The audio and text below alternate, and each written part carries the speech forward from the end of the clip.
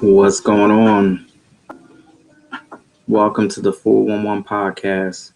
Tonight, we have actor Jason T. Davis coming in. He's coming back. He was on last week, and he's going to be back tonight. And let me tell you, these conversations are going to be very interesting. Trust and believe. You definitely want to stick around. What's going on, Miss Carol Cordera? Thank you so much for joining. I appreciate you. It's Thursday, y'all, November 11th.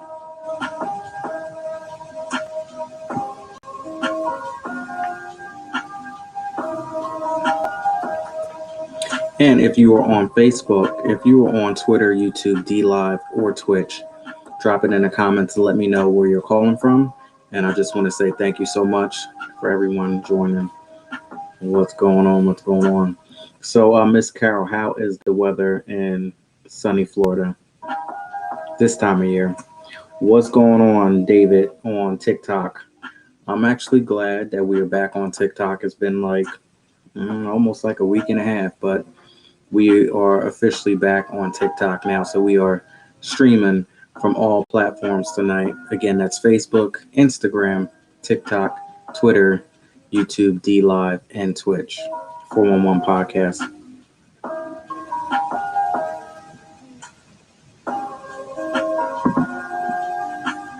So, song of the day, Addictive, featuring Rakim from Truth Hurts, released in 2002 off of the Truthfully Speaking album.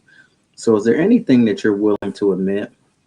Or is there any one particular person, one particular circumstance that you would say, yeah, I was a little addicted to that? I'm not saying that you are now, but can you admit to something that you were addicted to in the past?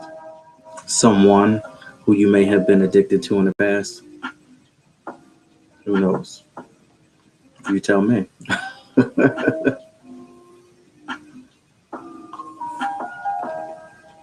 So we have actor Jason T. Davis coming in from Los Angeles. But I want to give a very special shout out to Ophelia Martinez. So she was on Reading Between the Wines yesterday, and I strongly urge you to go ahead and watch that replay. It was a good show, funny moment, and I had It's All in the Cards with Kathy as well. So I want to say a very special thank you to Ophelia Martinez and It's All in the Cards with Kathy. Want to say what's up to Tone, Crystal Martin, of course, Jason T. Davis. He's going to be on in a minute. Candle Boutique and Co. Switch. I got to make sure I get this right. This is a mouthful. Switch Thrift Clothing Company. Want to say thank you so much. D&K Fens, the beautiful Queen Dawn Spirit. And Posh and Pretty Brow Bar. That's another mouthful. Posh and Pretty Brow Bar, all the way from Texas. And then Nordia from Shea of Heaven. And looks like we have Valerie Lorraine.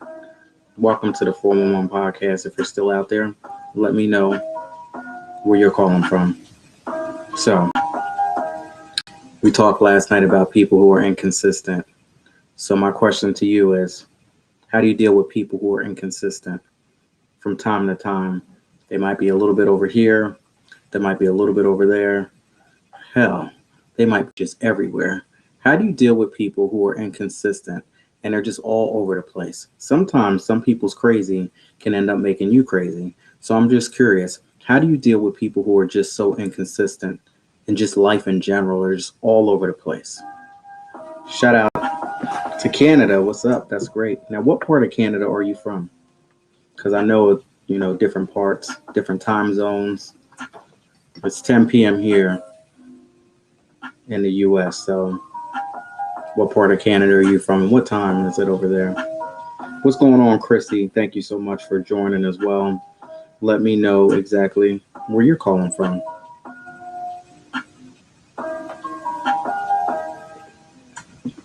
So we have Mr. Jason T. Davis.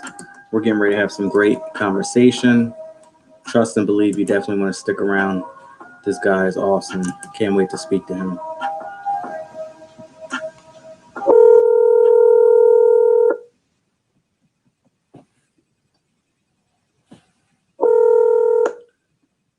Hello, sir. What's going on? How are you? Very good. How are you? I'm great. Welcome back to the 411 podcast. So, hey, it's an honor. I'm so excited. I'm ready to get right on into it. You're like an encyclopedia. Thank you. Just like a lot of knowledge, and I just love the stuff that you give. So, ready to get right on into it. So, let everyone know where you're calling from. For all of the new people out there. My name's Jason. My name is Jason T. Davis. I'm an actor. I'm a writer. I'm a journalist. I've studied the occult and screenplays involving the occult. And about it. Oh, and I live in Los Angeles. So you said you're a writer. So what's the last piece that you wrote? I just interviewed an artist named Callie Reed. And she does, she does a combination of pop, she does a combination of hip hop, and a lot of synth. And you can look her up on YouTube. She's put out a lot of music videos. Okay. And we mostly just talked about her life in the music industry. And the article was really good. She was very happy with it. And I wrote it for Still Listening magazine. Still Listening magazine. Okay, so now that's an actual magazine, or is it all digital? Because the world is different now. I believe it is all digital. Because you're right. Sometimes when they say magazine, there ain't a magazine. I wanted to go back to where you could actually pick up something and actually have it. Like when you buy music nowadays, you are dismissing the actual CD that we used to be able to hold, the booklet that you can open up and read where the song was produced at, who wrote it. Yes. It's like that part is gone, and that's the most upsetting. Well, you notice now. Okay. Well, you know the band Tool? Yes. Yeah, they what they do now is when you buy their albums, mm-hmm. It is this gigantic phantasmagorical experience. So, I mean, I don't know what that looks like, but so you download it off of, whatever, whether it's that you'll Google. Yeah, I'd like to actually own the album. So yeah. I bought the Lateralis album, mm-hmm. and if you ever see the Lateralis album, it is just nuts. The way that they basically take these pictures of a human and then slowly blend it with the nervous system and chakras and all this other art. Mm-hmm. And so they're basically rewarding you for actually buying their physical album. Okay, that's what I was just gonna say, because I was gonna say that it probably is not.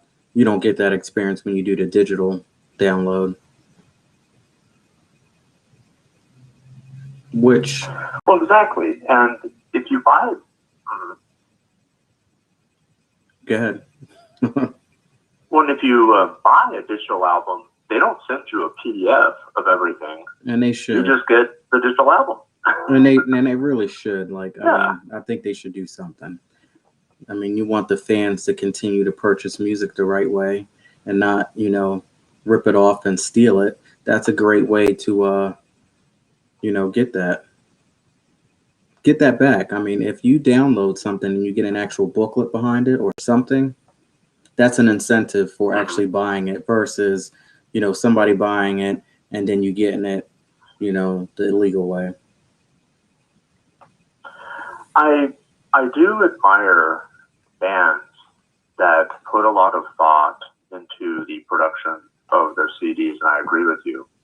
My only reservation is I grew up listening to a lot of punk, and I've interviewed. Have you ever heard of Dr. Strange from Dr. Strange Records? Yes. He's producer. He has a record shop, and he would tell me that downloading really hurt his business. Oh yeah. Because something we gotta remember is the people who don't have a lot of money to begin with, it's very hard for them to produce albums. And so I'm worried that if we demand 50 pages of phantasmagorical fun from a punk band that barely was able to record something on wax, I get what you're saying. So it's tough. Yeah. Okay. Of course, you know what though?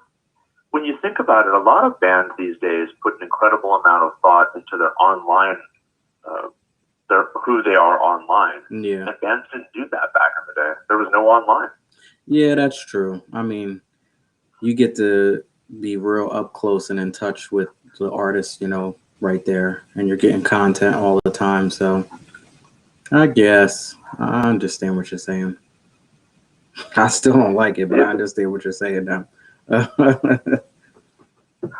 Well, it's like I'll interview a band, or somebody will send me an album, and then when you go to their website, there's a lot of material going on because they feel like they have to compete with the Rolling Stones. That's hard to do. So they'll have videos. Yeah. That's real hard to do. So what? Go on. So let's talk about one last thing with the music industry or Hollywood. Sure. If you'd like to say that, and then I want to get into some more heavier. I love Hollywood. Yeah. So what is the most ridiculous thing that you have seen? I don't know if I asked you this or not. What's the most ridiculous thing you've seen in, let's just say, music industry? Oh, in the music industry? Mm-hmm. Huh. That you're able to tell. Usually when I interview bands, they are trying their best to be very nice to me. And we all, we want to get along. Mm-hmm. And so whenever I meet a band in person or I meet an artist in person, it's generally a pleasant experience because, they don't want to alienate the writer who's going to talk about how cool they are. Now, it's okay to talk about it. They're not going to worry about it. When I interviewed Bone Thugs and Harmony, it was at a time when cannabis was really illegal, right? Mm-hmm. And so, I wanted to impress the band because I had grown up listening to their music, and I just wanted to come across as real. And whenever you're meeting people in real life, you don't want to look like you're putting on a performance. That's weird. Mm-hmm. And so I just showed up as punk as possible. I had a leather jacket, the boots and all that. I don't know why. Totally freaking like super punk. Yeah. Yeah. And so they look at me, and then before we did anything, we smoked weed, and we smoked a lot of it. and I do believe that they were checking to make sure I wasn't a narc. But you know what? You do come across as like maybe a police officer, so that was a strange situation. I would say that is a strange thing. I played a lot of cops I've been on NCIS. I've been on Law and Order. Yeah. I've been on a lot of shows as a cop too. Yeah, you look like a cop. You look like the type of person that if a cop pulls you over, they'll be like, "Oh, I'm sorry, go ahead." we made a mistake. Well, they also treat you different when you're because they always run your license, mm-hmm. and they treat you different if you're married. They have this attitude of, well, married people don't got killing sprees, I suppose. Oh, so you're saying that they come down harder on you if you're married? Oh no, they're nice if you're married. Like, Oh, okay, that's what I was they gonna pull say. you over. And, yeah, it's like I think that cops, they're afraid of money, and if you come across as middle class or upper middle class, they're afraid of a potential lawsuit. You know. Gotcha. Yep. Mm-hmm. At first, I didn't understand When what I you were was saying, poor, but then I got you. you were saying. I was saying at first I didn't understand what you were talking about when you said they were afraid of money, but now I got you. Now I understand what you mean. When I was young and punk rock and poor, I remember when the cops pulled over my friends and I, they would bring out the drug sniffing dogs on our ass because, you know, we look like people on our way to a party carrying drugs. And that question is, were you? Well, it's this attitude where they pull you over and they see that you're young and they see an easy bust. Mm-hmm, mm-hmm.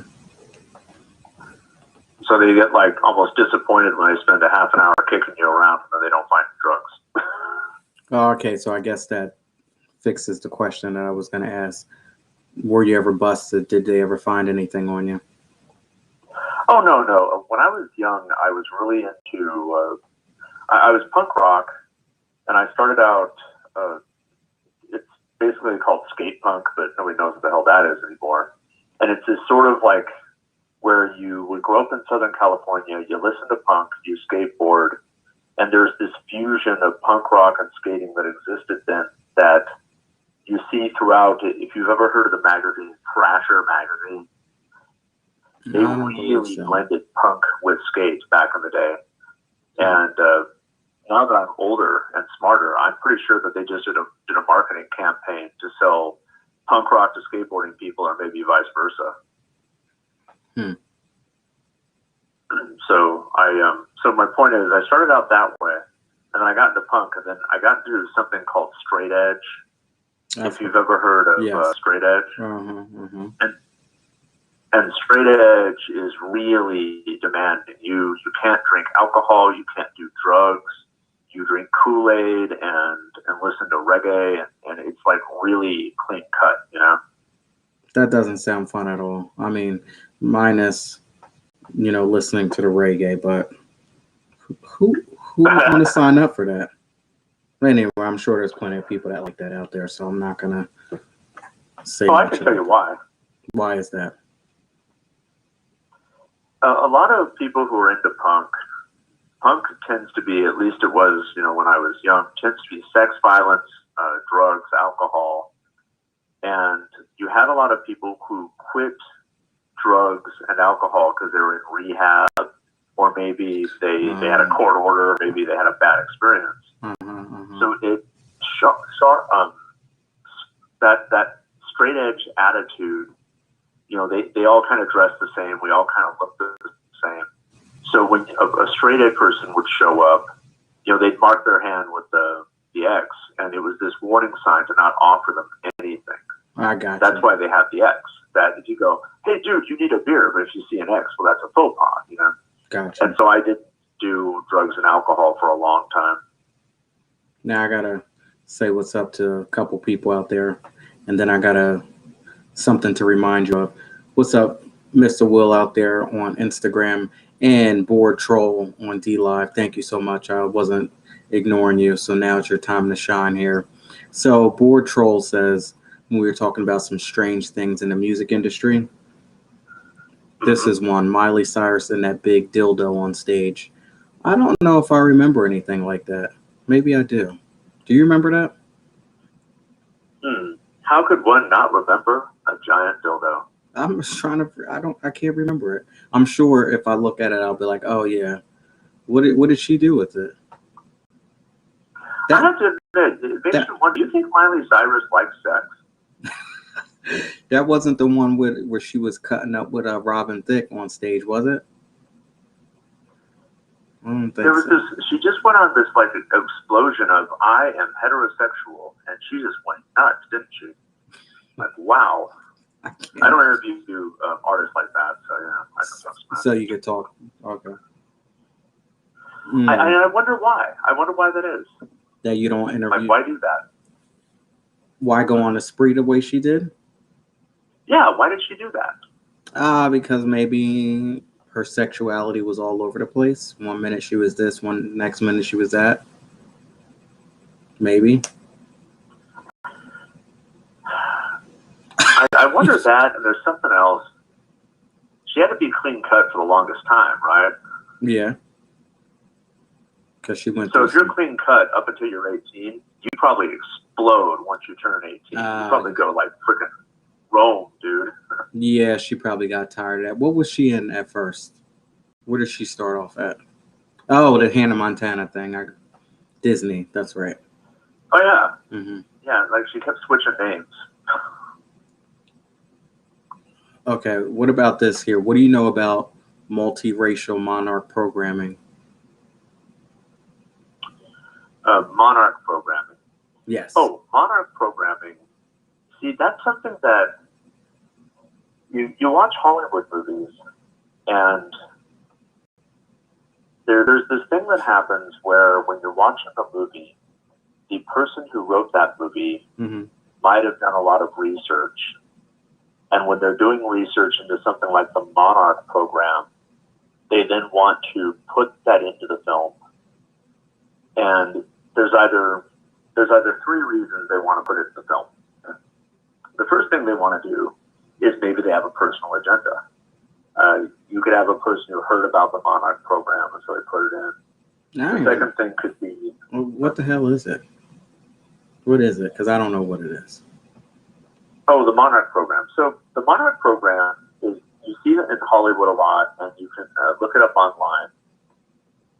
And it has to do with a conspiracy theory about people who have been mind controlled by government agencies, and they are then made to do something as part of this, like they're basically programmed to do this. And where you get a lot of information about this is, oddly enough, from therapists, from psychologists and psychiatrists who dealt with people who claim to be victims of Monarch Programming. Meaning that they're doing things against their own will. The idea is that if you read the literature, and I use the term loosely, the idea is that a person will be kidnapped, and then they will do absolutely dreadful things to this person to mind control them. And after they've done this, the person is then made to do whatever their handler wants. And the butterfly, according to, once again, this is according to the theory, we're being curators here. Mm-hmm. According to the theory, the butterfly symbol is a symbol to other people involved in this, that this person is mind controlled. So if you see supposedly a celebrity with a butterfly, that's a warning to others, this person is controlled by this group. Now, I haven't met anybody like that, but I haven't met a lot of big name celebrities like that. And only the butterfly, huh? The butterfly, you see it in films too, where they're trying to say something about it as being related to the person who is brainwashed. There was a movie with Robert De Niro where where this girl who claims to have been abused keeps drawing butterflies, and they use the butterfly symbol. I suddenly can't remember the film.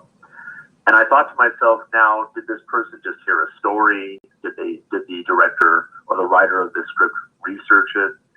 And that's just it, is when you see it in Hollywood, I don't know if these people just heard stories or they've looked it up online and heard about it like we did, and now they're just putting the script around the idea. Possibility. So now, Board Troll, thank you for all of the comments. We appreciate that. Let me know where you're calling from tonight. Okay. What's that? I hope he's okay. Yeah, he said trauma-based mind control, multiple personalities. So oh yeah. Let us know where you're calling from tonight if you're still out there. So let's talk about my favorite topic for tonight. Ooh, I forgot to put my phone on mute. Let's talk about favorite topic of the night. What are those people called? Tribe called? The the cynocephalus. Cynocephalus. Okay. Yeah, let's talk about them. The cynocephalus. I got my phone. What's going on, Gina? How are you? I got my phone ready. So, what do you got? I was doing research because I wanted to write. Hello? Yeah, I'm here. Cool. Cool. Sorry, there's a blip. I was doing research because I wanted to write a script about a monster. And I wanted to write about a monster nobody had covered yet. Because you've seen enough vampire and zombie films. Mm-hmm. So I thought, okay, well, let's do some research. And it's really scary. But for a very, very long time, throughout the Renaissance and in the medieval world, the people matter-of-factly believed in wolf people called cynocephalus. And there's letters about them. There's drawings of them. There are people who talk about seeing them and working with them. And you can just read legends all over the place about these people. And it gets into really deep detail to where now that we're in the year 2020, whatever, mm-hmm. we have to think, okay, were these people dumb? Were they making it up? Was it just a story that got bigger and bigger? Was it real? What do you think? Nate Perry was good. Well, if we're going to be scientific, mm-hmm. then a great man once said that an outrageous story requires outrageous proof, basically. I'm sure I screwed that up. So if you go, yeah, that makes sense. For the longest time, people with dog heads existed. Let's see some dog-headed skeletons. Let's dig up some bodies, and if we see the skeleton of a person with a dog head, mm-hmm. then we'll believe it. And that's unfortunately, that would be the proof I'd require, because I sent you that photo that somebody sent me. Yeah. I'm going to show. Is it okay if I show everybody? Oh, yeah. It was sent to me by a person. You know. They look a little crazy. If you look at it, yeah, but it could be Photoshop. It could be anything you see these days. It could be either Photoshop or CGI. I don't know. Some of these look a little like I'd stay away from anything like this. Can y'all see this? That picture looks scary because it just looks big. And if you've ever been very close to a wild animal, a truly wild animal, I saw a coyote up close once, and they have this look in their eyes that is not the look of an animal that's like a cat or a dog or a farm animal. Wild animals really look just freaking baleful.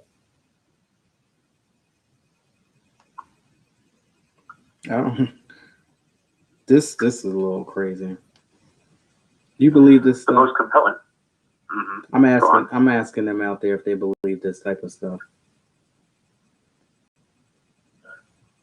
I gotta turn it a certain way over here. There we go. Well, imagine if you told a person about dinosaurs, mm-hmm. and they had never heard of them before. Until you finally showed them bones at the museum, we don't have pictures of, we don't have photographs of dinosaurs. We don't have eyewitness accounts of them. We have their bones. Well, so basically there's no proof that these things exist and nothing is out there. Well, and that's where it gets weird. When you're studying the cynocephalus, there was this whole case for where the Catholic Church, and this is a matter of record. I sent you that one PDF where they're studying the whole phenomena. And it's basically, for about 100 years, the Catholic Church wrote letters to each other, the different cardinals basically doing the version of email back then. and they said, should we preach the Bible to cynocephalus? And there was this debate about whether or not it was worth it talking to these beast people and telling them about the Bible. Mm-hmm. And so that right there is kind of funny, because they're not talking about whether or not cynocephalus exists. They're talking about whether they should tell the wolf man about Jesus.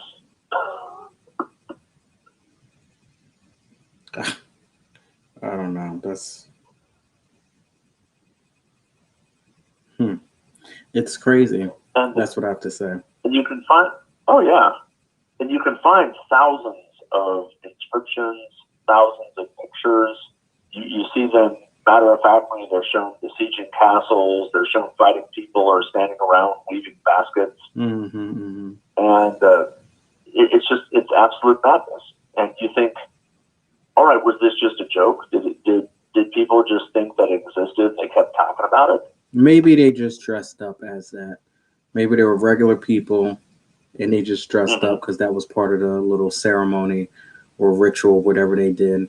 And somebody passing by saw these people and ran back and told somebody, but it was basically a ceremony or something going on. I agree with you there, and there's another thing that we are to consider, which is that it's a metaphor. Oh, like, yes. Have you ever heard of... Yes. Uh-huh. I know what you mean. Mm-hmm. But, like, for instance, if you ever see inscriptions from the Renaissance in books, you will see this thing where they show a little man fighting a giant snail. Have you ever seen those? No, but I'm going to look it up, but I just want you to remember this here.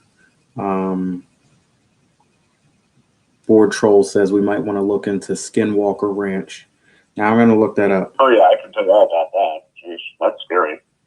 Well, the thing to consider is, back in the medieval era, there was this family called the Lombards who were they were a really powerful group of people, and they controlled a lot of banks. So they had a lot of power in medieval Europe for a while, and people were afraid of them. But if you just said anything, apparently they'd get you.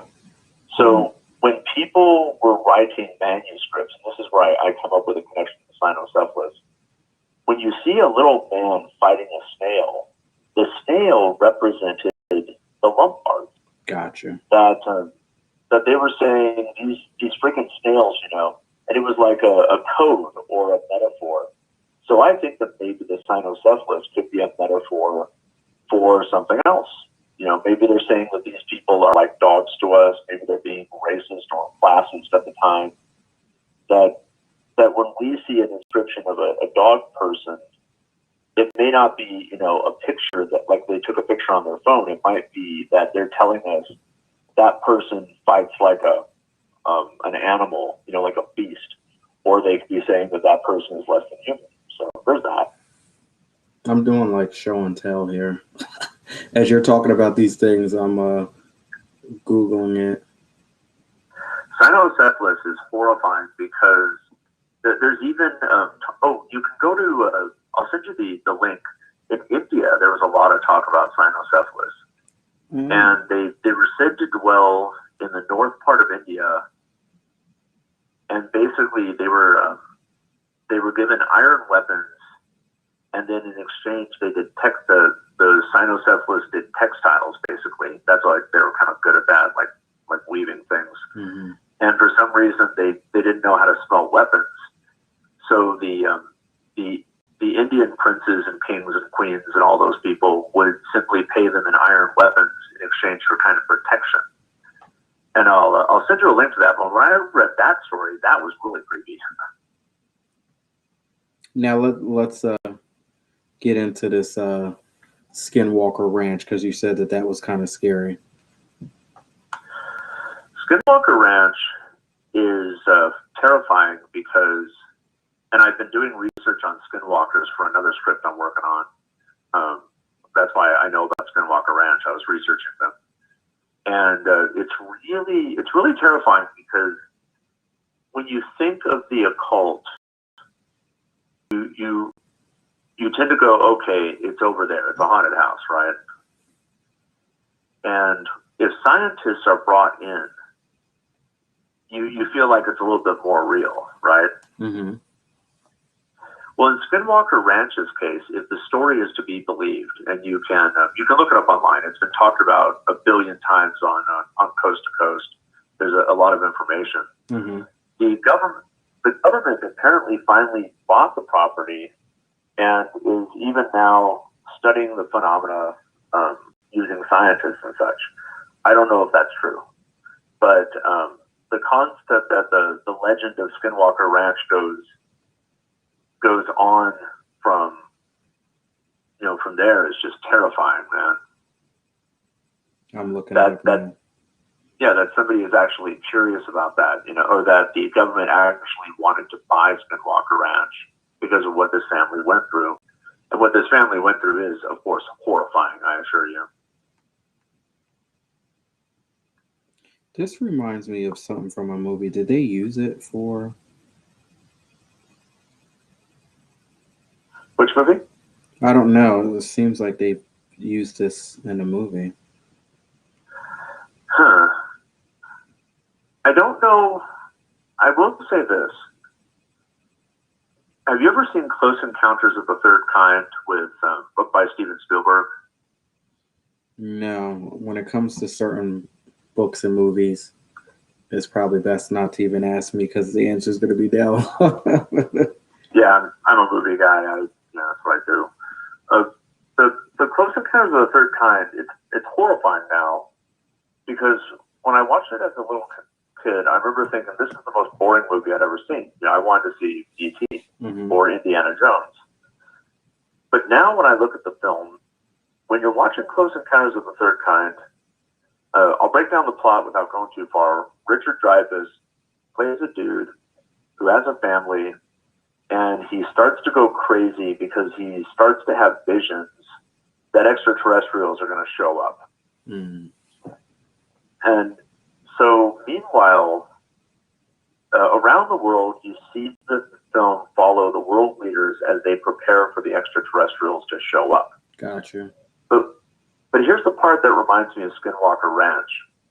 At the beginning of the film, all these weird little things happen before the UFO, spoiler alert, shows up at the end. They see the door is blown open and there's this strange orange light. Toys come to life, electronic toys, and start to move around of their own volition. You see these smaller little orbs floating around, followed by big balls of light. Electronic objects shut down, cars stop working, radios stop working. Mm. And I remember watching the movie when I was older thinking, this isn't a movie about a UFO or an alien. This is a movie about ghosts and demons or something. And that's really Skinwalker Ranch right there. Exactly what the frack happens over there. Yeah, definitely want no part of that. What board troll? I'm gonna have to take. Well, there's horrible stories too. The horror stories you hear from Skinwalker Ranch, like pets blowing up into freaking bloody explosions because of whatever sightings of strange demonic beings. There was one that scared the frack out of me that I read, where they brought in these UFO researchers, Mm-hmm. and the UFO researchers set up night, the type of equipment where they could see things at night, the night sight vision, so to speak. Mm-hmm. I can't remember what it's called. Yeah, I think it's infrared. So they are watching this area where there's a lot of activity, and then a portal opens up in the ground, according to the report. And a really big man with no head gets out and then walks away, and the portal closes. Mm. You believe that stuff? Well, that's just it. It's like, when you and I talk about the occult and conspiracy theories, you have to you have to look at it as we are people in a museum looking at pieces of this strange art, but we don't believe it all. That if you and I believed every single conspiracy theory, we would go mad, because a lot of these are contradict each other. And when it comes down to the occult or the paranormal, nothing is proved. So if I believe it, I've seen some weird behavior. However, once again, something that outrageous requires outrageous proof. Okay, so you said you've seen some weird behavior. What have you seen? Yeah. Give me some examples. I can tell you the story. It's a bit of a story, but I'll tell it to you. Okay, here's the story, and it's true. A long time ago, I was invited to go with a group of people who they're really cool guys, and they're kind of like a biker gang that's really into Norse mythology and Norse occult rituals. They pray to Loki, they pray to Thor, they pray to Odin, they do ceremonies, Viking runes. Yeah.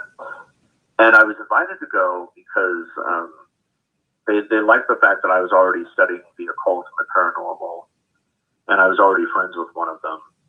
So they wanted to bring me to chronicle ceremony they were going to do, where they summon Loki, but also induct a new member who was a prospect to become a full inducted member of this group. And that's where a prospect is, where you've been running around for a year doing these things, being minor, and now you can actually join the gang. So I go up there, and I can send you a few pictures. Nobody would mind that. I don't want to tell you what the group is. I don't want to get beat up or killed. And so what they did was, it's private. I don't want to, But what happened was, there was a part of the ceremony where they built a fire. It's at night. They've done a lot of these Viking things where they're talking about how when Fenris Wolf was chained up, he would always break the chains. But finally he was chained up because of Loki's treachery, and it goes into a myth. So then this prospect in the circle that they created breaks their chains, so to speak, and becomes a full member. And if you're familiar with how a lot of many groups, so the Boy Scouts, the Cub Scouts, I was in those, the Weeblos, I was in those. They do a lot of these ceremonies where you're born again. So they do this ceremony where they summon Loki, right? And you're familiar with who Loki is? No, I'm not. I'm like, I was gonna ask, but I'm like, I'll wait till you're finished. In Norse mythology, Loki, he represents treachery. He is, I believe, his number is either 13 or 11. I can't remember. He represents rebellion. Loki is also the god of fire. Loki is the one who kills Balder and sets up the stage for Ragnarok, which causes the destruction of the entire Viking world. Loki is also, he's treacherous. He's a trickster. The Skinwalker, for instance, is known as the trickster. The Skinwalker, I can tell you more story, like the legend of where the Skinwalker comes from. It's actually rather tragic. But Loki was known as the trickster god. So here we are in the wilderness, and we just summoned Loki as part of this Norse Viking ritual for this guy to, become a member. And out of the darkness comes this big guy with a beard. Okay, now bear in mind, these guys are doing Viking magic, and I'm now looking at a very, very, very tall, large, angry man with a beard. And, I've had a little weed, but I haven't had any alcohol because I didn't want, and I wanted to be as clear as possible. So I'm looking at this guy going, why the fuck am I looking at a fucking Viking in jeans wearing a shirt? So everybody stops and looks at this dude, and he's angry. And the gentleman running, the shaman running the ceremony goes, "Hello, sir, how can I help you?" And the guy goes, "Yeah, your ceremony," because they were playing music from their car as part of the ceremony. It was like this ominous chanting. He goes, "Your ceremony woke up some people next to my campsite, and now they're shooting BB guns at me and my kids." Mm. So I laugh because that's as dumb as fuck. That's crazy. Now think about this. You're a dad. You're looking at your kids.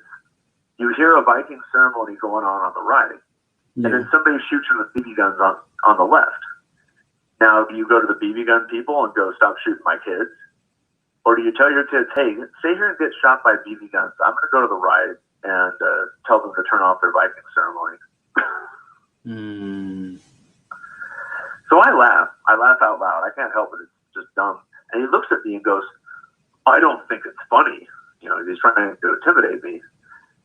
And I look at him and I go, and I think, well, I could explain to this dude that he should really just tell the people with the BB guns that they deserve to die for screwing with his kids. But I go, "Sorry, sir. You know, I don't want to start that." So the dude's kind of angry, and he says that, and then he wanders off. And Nathan goes, "Well, that was," or the gentleman running the ceremony, the shaman goes, "That was odd." And I said, "But think about it, guys.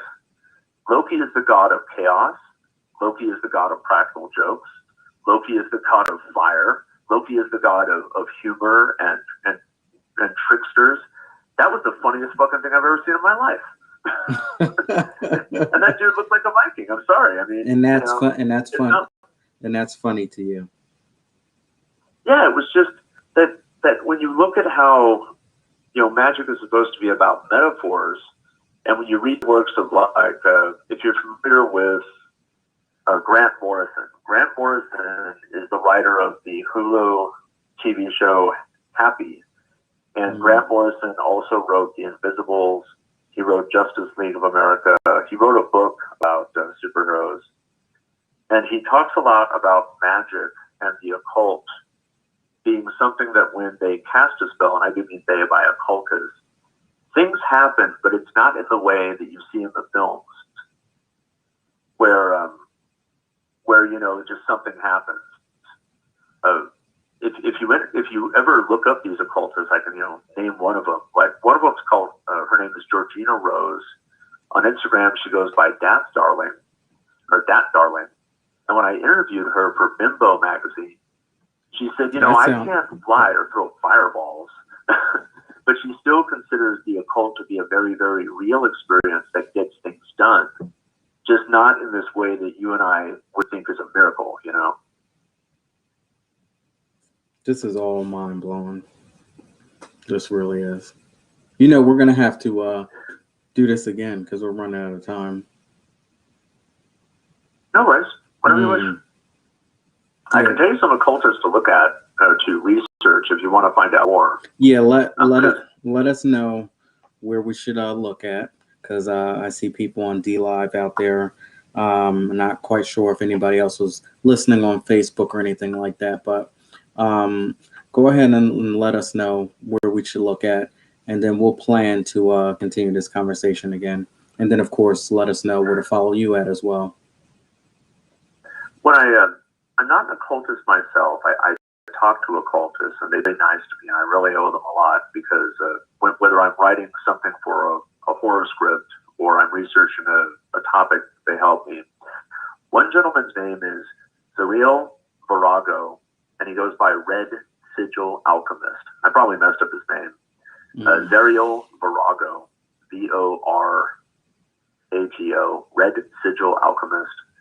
Another woman goes by Unholy Tarot, and she specializes more in Wicca and sort of a nature type of Western European magic. And then I've already mentioned Georgina Rose and Daft Darger. She's into Thelema. I probably mispronounced it. And she knows a lot about Aleister Crowley. She taught me a lot about more about Aleister Crowley. And I was like, wow, this guy's like Indiana Jones. You know, they should do a movie about him. They did. It's Indiana Jones. No, no. You know what? I was beginning to think that. I wouldn't be surprised because when you, Aleister Crowley, like he killed, like he was basically a spy. He fought Nazis. He probably killed a few of them, and the guy was just crazy. And yet now people just focus on Aleister Crowley being some sort of degenerate that liked to have sex and led a cult. But when you look at his life, like the guy, you know, he was an archaeologist. He traveled around the world at a very dangerous time to do so. So it'd be fascinating to see a series about him. I'm curious of how you know all of this information and obtain all of this. You're like an encyclopedia. I grew up in a very, very occult family. My mom was shopping for books at the Crystal Cave in Claremont, which is a famous bookstore in California. And I remember going there. My grandmother, her father was a 33rd degree Scottish Rite Freemason. So she would tell me a lot about Freemasonry and how Freemasonry worked. And then my father was involved in the Air Force and in a lot of other things. And he would tell me about how the government viewed magic. But when my father would tell me about these things, he wouldn't say, this is what I believe. He would say, this is what the Air Force believes, and then would tell you a story of something he heard and somebody told him that was bizarre. And that's what frightened me the most. So go ahead, and that's craziness. Go ahead and let us know where we can follow you at, and we'll definitely have to finish this discussion. Anytime you wish. I'm Jason T. Davis. That's Jasen. You can go to my website at jasontdavis.com. You can also check me out on Instagram. I've written a script for a horror film called The Populist that's also about conspiracy theories and the occult. And if you go to my website, I break down Stranger Things on Netflix, and I talk about the occult side of it and the conspiracy theory side of it. So there. Well, you definitely shook us up. Well, shook me up tonight. I don't know about anybody else, but you definitely talk about some interesting things tonight. Well, thank you so much. I'll send you some hyperlink. Oh, no problem. Don't send me anything crazy. Like, I don't want anything that's gonna give me any nightmares or anything. I was just going to send you material that I cited, so you could do further research if you wish on your own. Okay. That sounds like a plan.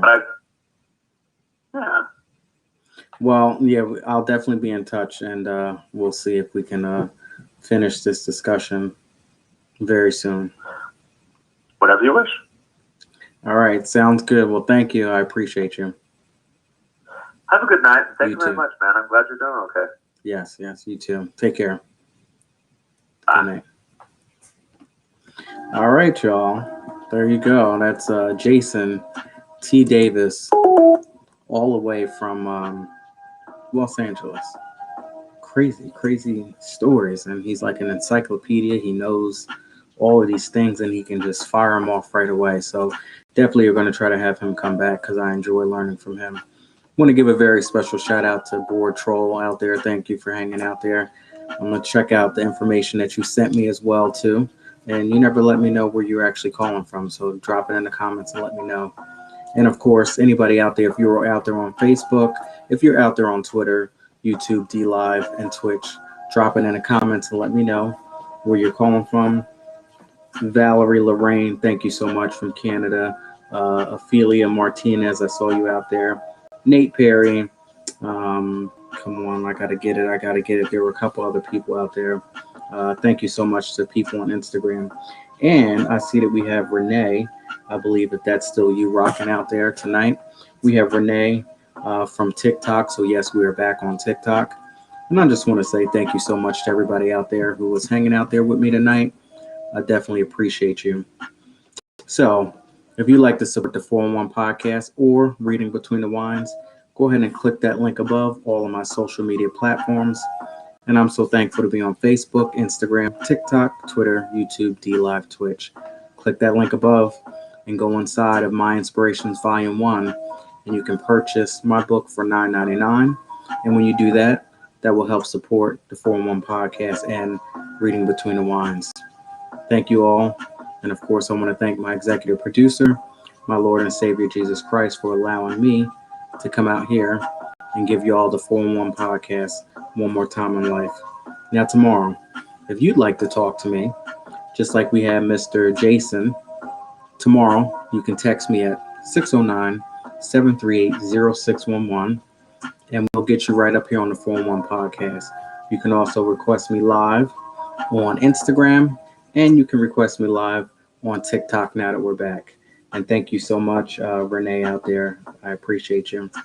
Yeah, and you can come on the 411 podcast tomorrow, Friday. That's what we do, freestyle sessions. Anybody can come on 609-738-0611. And let's just talk life. Let's just talk real and, see what happens. So thank you. See you tomorrow, 10 p.m., 411 podcast. Thank you.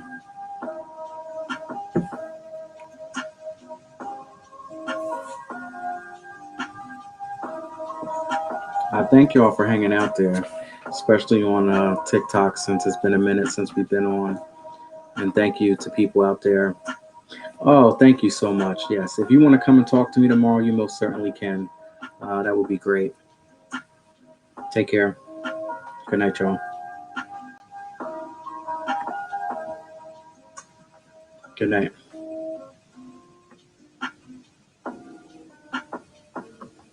See ya. Take care, y'all. Have a good night.